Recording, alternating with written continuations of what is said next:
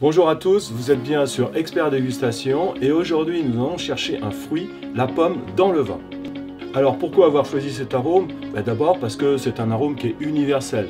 Chacun connaît l'arôme de pomme car c'est un fruit très apprécié et même le plus consommé en France. Nous consommons en moyenne 20 kg chacun par an. La deuxième raison du choix, c'est tout simplement parce qu'il est aussi très présent dans la majorité des vins et identifiable facilement dans certains cépages blancs. Donc vous l'avez compris, c'est un bon repère pour débuter dans la dégustation. Mais avant de commencer, pensez à vous abonner à la chaîne pour ne rien manquer et surtout pour nous soutenir. C'est très important, cela nous motive à vous proposer davantage de contenu. Où trouver cette fameuse pomme? Elle se retrouve dans tout l'hexagone viticole. J'ai fait une liste non exhaustive, mais citons les vignobles et les principaux cépages. Déjà, dans le vignoble ligérien, c'est-à-dire le vignoble de la vallée de la Loire, les variétés comme le muscadet dans la région nantaise, qui est marqué surtout par la pomme verte, le chenin en Anjou et en Touraine, sur une pomme un peu plus mûre, la pomme jaune, et le sauvignon, bien sûr, dans le centre-Loire. Je peux poursuivre mon périple également un peu plus au sud, dans les vignobles bordelais et du sud-ouest français. Nous allons retrouver ici le sauvignon, orienté plutôt vers la pomme verte, mais également le sémillon, dans une direction opposée, différente, plutôt sur la pomme jaune, donc la pomme mûre. Alors je continuerai mon chemin, j'irai dans les vignobles bourguignons, où le principal cépage du vin blanc, c'est le célèbre chardonnay, qui est marqué également par cette pomme mûre. Et puis le vignoble alsacien, avec le cépage rhénan par excellence, le fameux Riesling, sur la pomme fraîche, et puis le muscat, très aromatique, sur la pomme, voire le melon mûr. Je n'oublie pas bien sûr le vignoble savoyard, plutôt marqué par la pomme verte, avec ses cépages de montagne comme l'Altesse, la Jacquère, voire le Gringer. Il y a bien sûr tout le bassin méditerranéen, le Languedoc par exemple, mais également la région midi-pyréenne, qui sont marqués par des arômes plutôt de pommes bien mûres. Et l'un des cépages les plus marqués par cette senteur fruitée, c'est tout simplement le cépage Mauzac, à Gaillac, dans le Tarn, également appelé Blanquette, à Limoux, dans l'Aude. L'une des plus belles expressions de la pomme se trouve dans le vignoble provençal, mais également la Corse, grâce à ce cépage magique, le Rolle ou le Vermentino. C'est exactement le même, qui porte des noms bien sûr différents en fonction des régions. Ce magnifique cépage, le Vermentino, nous offre à la fois des arômes de pommes fraîches, mais également aussi des arômes de pommes mûres. Donc on a toute la panoplie aromatique de la pomme. À l'étranger, je pourrais évoquer tout simplement déjà le Portugal, avec ce fameux cépage Alvarinho, notamment pour le Vinho Verde. Vous avez en Autriche également un cépage blanc très présent, qui a ses arômes également, ses senteurs de pommes fraîches, c'est le Gruner Veltliner. Et puis en Allemagne, le Kerner également va nous apporter ses notes de pommes. Nous retrouvons en Italie avec élégance ces senteurs de pommes, notamment grâce au cépage le Pinot Grigio, et puis évidemment le vin à bulles, le fameux Prosecco, qui est marqué par des notes subtiles de pommes vertes. Et encore le Verdero espagnol. Je pense à l'appellation non loin de Valladolid sur l'appellation Rueda. Comment reconnaître la pomme en dégustation? Déjà, l'expression de cet arôme est diversifiée. Comme pour celui des pommes, l'arôme de la variété Granny Smith n'est pas celui de la pomme golden. Le premier est proche de la pomme verte et lié au goût de l'acide malique, alors que celui de la pomme jaune s'apparente à une note fruitée mûre et en bouche se lie à une belle sucrosité. Nous retrouvons ces différences en fonction du cépage, de la maturité du raisin, notamment sa perte d'acidité et sa concentration en sucre, et donc du style de vin recherché. Le nez. En premier, l'arôme frais de pommes immatures. Généralement, il se retrouve sur des vins très secs à secs, de constitution légère, c'est-à-dire faible en alcool, et riche en acidité. C'est presque l'ADN aromatique du vin blanc courant.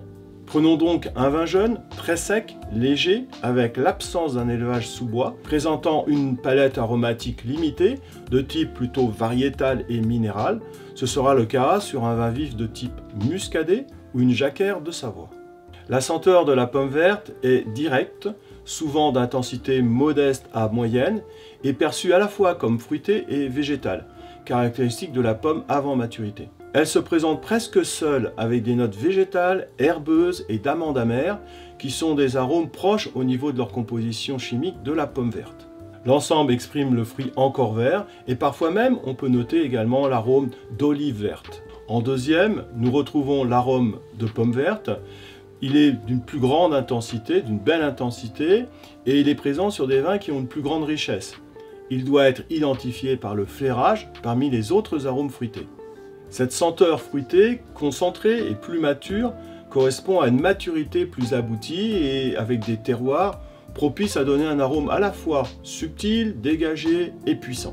Il s'agit donc de vins secs au contact plus souple et dotés d'une texture pleine avec un bel étirement aromatique. Donnons quelques exemples. Le Sancerre, le Maine-tout-Salon, des appellations du Berry à base de Sauvignon, et puis l'adorable Vermentino corse, également le Saumur blanc avec le Chenin, je n'oublierai pas le Chardonnay de Chablis, et puis le Champagne blanc de blanc à base de Chardonnay. Cet arôme de pomme se rapproche des arômes de fruits à pépins comme le melon et également de végétal comme la rhubarbe. En troisième point, certains cépages expriment, sous certaines conditions climatiques, ensoleillées, un arôme de pomme très mûr, rappelant la pomme jaune sucrée, voire la pomme cuite. L'odeur est plus complexe, associée au beurre et à la cuisson. On évoque la pomme au four, la compote de pommes, voire associée à un élevage sous bois neuf avec des notes boulangères. On pourrait presque évoquer le chausson aux pommes.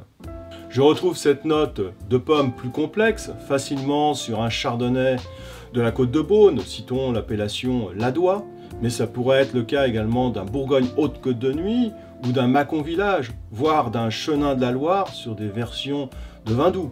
Citons les appellations Coteaux du Layon, Vouvray et Montluy-sur-Loire. Cet arôme de pomme se rapproche d'ailleurs nettement du coin, arôme identitaire du cépage Chenin blanc. Comme vous pouvez le constater, il existe principalement 3 types d'arômes de pomme dans le vin. En bouche, nous l'avons dit, avec la pomme, nous aurons une belle acidité. Rappelons que l'acide malique est présent dans la pomme. Malique vient de malum en latin, c'est-à-dire pomme. Cette saveur est dite rafraîchissante, acidulée. Cette saveur se retrouve à la fois dans la pomme, mais aussi la poire et le jus de raisin. Cet acide est présent ou non dans le vin. Pour l'équilibre des vins, un choix s'opère entre garder cet acide pour sa tenue, le relief apporté, sa fraîcheur, ou faciliter sa transformation en acide lactique, la fameuse fermentation malolactique, pour avoir un vin plus souple et plus stable. La teneur de l'acide malique dans le jus de raisin est un bon indicateur d'ailleurs de la maturité de la vendange. Elle est plus élevée dans des conditions froides. Cet acide n'apporte pas d'odeur mais une saveur acide de fruits verts végétales. Sa présence renforce toutefois le caractère aromatique de la pomme verte puisque nous avons l'habitude de les lier ensemble dans le fruit cru. Abordons l'évolution de l'arôme de la pomme. Les éléments qui produisent l'arôme de pomme évoluent bien sûr avec le temps. Reconnaître ces changements permet de connaître tout simplement l'évolution du vin. Prenons l'exemple d'un composant très présent, un ester, le caproate d'éthyle. Il constitue d'ailleurs la base du vin blanc avec l'éthanol et d'autres esters. Un ester est le composant de l'union entre un alcool et un acide. Les esters se développent plus facilement dans notre vin blanc car il y a moins d'oxygénation. L'ester de la pomme verte correspond à un vin jeune. Voyons maintenant les différents stades. Commençons par notre caproate d'éthyle ou hexanoate d'éthyle. Il se distingue par un arôme très fruité de pomme avec des nuances d'ananas et de fraises. Alors le stade suivant, c'est le caprylate d'éthyle ou octanoate d'éthyle. Alors nous aurons toujours cette pomme, mais il apparaît des notes également savonneuses et des notes un peu plus florales, miellées, qui sont très agréables. Enfin, le dernier stade, le caprate d'éthyle ou décanoate d'éthyle, qui a des notes toujours savonneuses, mais qui va aussi avoir des notes stéariques, c'est-à-dire de cire, de cierge. Dans le meilleur des situations, nous parlerons de cire d'abeille, mais à ce stade, notre vin blanc est usé et il aurait dû être dégusté bien plus tôt. Un autre élément très important à prendre en considération, c'est l'oxydation de l'éthanol, l'alcool éthylique. L'éthanal nous donne des caractéristiques de pomme mâchée, blette, que nous retrouvons dans un vin âgé de plus de 20 ans, tourangeau ou angevin, mais également dans les vins de voile, comme le vin jaune du Jura, qui par son oxydation ménagée a des notes proches évoquant la noix et la pomme mâchée. Désormais, chères dégustatrices, dégustateurs, vous voilà prêts à partir à la recherche de l'arôme de pomme dans le vin. Vous savez maintenant de quel type de pomme il peut s'agir, mais également son stade d'évolution. Encore une fois, pensez à vous abonner, à mettre un like pour l'algorithme YouTube, c'est ultra important. Et juste ici, nous vous apprenons comment ouvrir une bouteille et éviter les pires erreurs. À bientôt!